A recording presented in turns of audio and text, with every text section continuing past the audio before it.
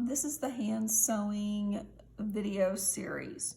So you all got a packet that looked like this, and inside the packet you had the hand sewing samples, and these are all the different samples that we're going to be doing.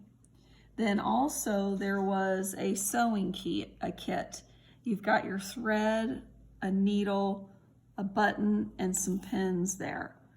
And then you have a piece of fabric, and I went ahead and cut out the ruler.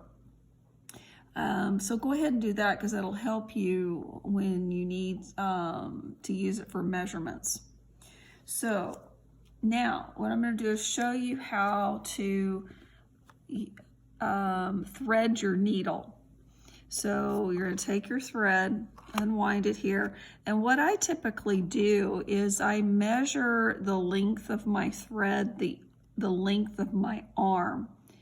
Don't make it any longer than that because you'll have a tendency to knot on you.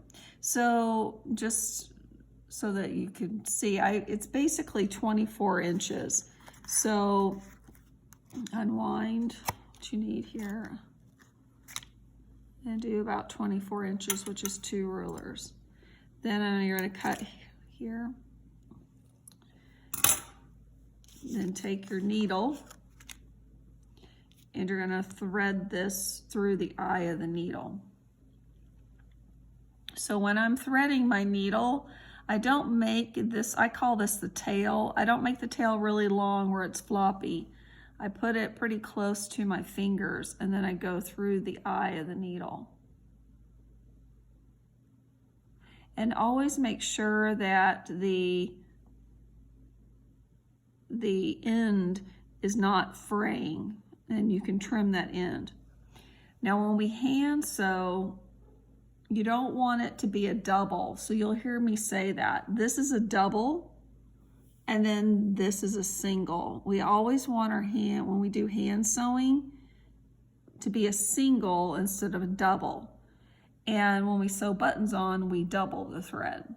Now how do I knot the end of the thread? So what I'm going to do is take my finger here.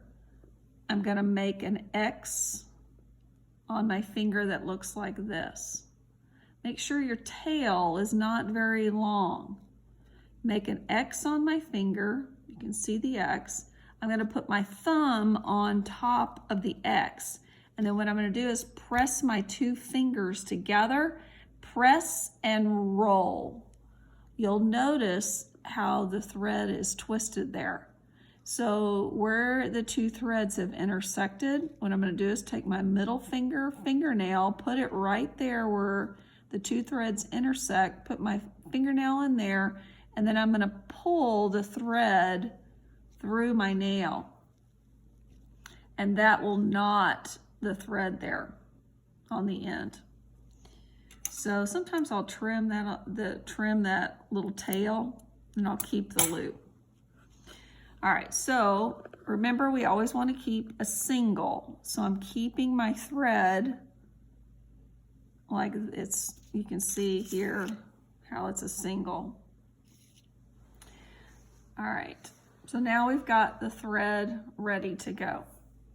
So I'm going to put that aside.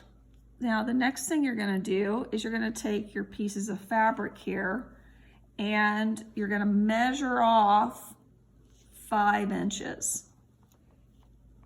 So 5 inches here and cut that off.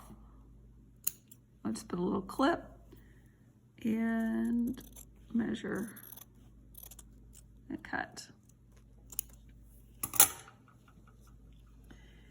Then you'll notice that it's basically 2 and 5, or it's 3 and 5/8 of an inch wide. We're going to be working on the 5-inch side. So the first stitch I'm going to show you is the even and uneven basting stitch, which is right here. All right. So I took my fabric and I folded it in half here, and I'm finger pressing like so. Then I'm going to take this other half, I'm going to bring that to where I finger pressed where the crease is, and I'm going to finger press that, and then I'm going to do one more to that crease. Finger press that. Then I'm going to fold these back in back together.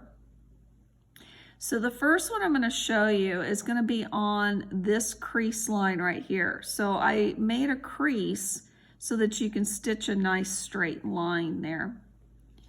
So I'm going to start from the underneath, and we're going to do the even basting stitch.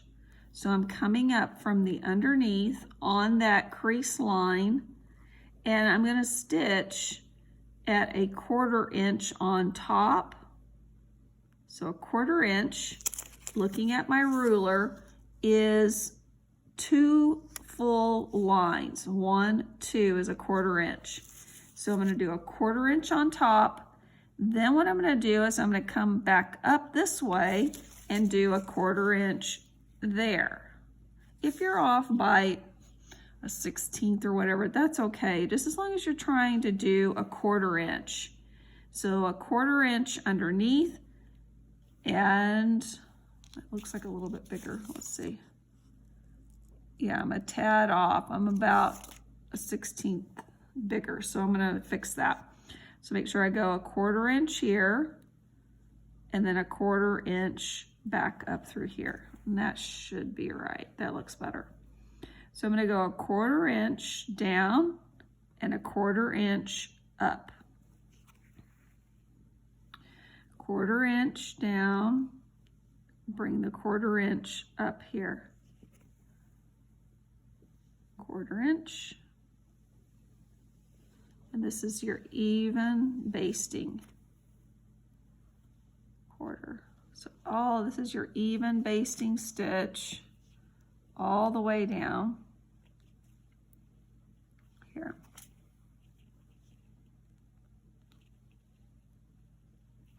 All right, so now I'm at the end. So now I have to tie this off. So what I'm going to do, notice that it was a single all the way. So now what I'm going to do is I'm going to take and go through. If you notice how I'm wrapping it around, I'm going through and up. Now I've created a lasso.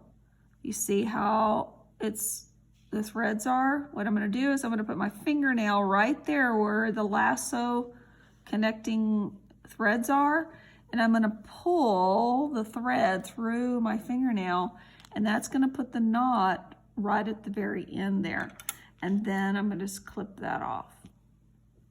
So that's your, and these scissors have been around for a long time. They don't cut very well.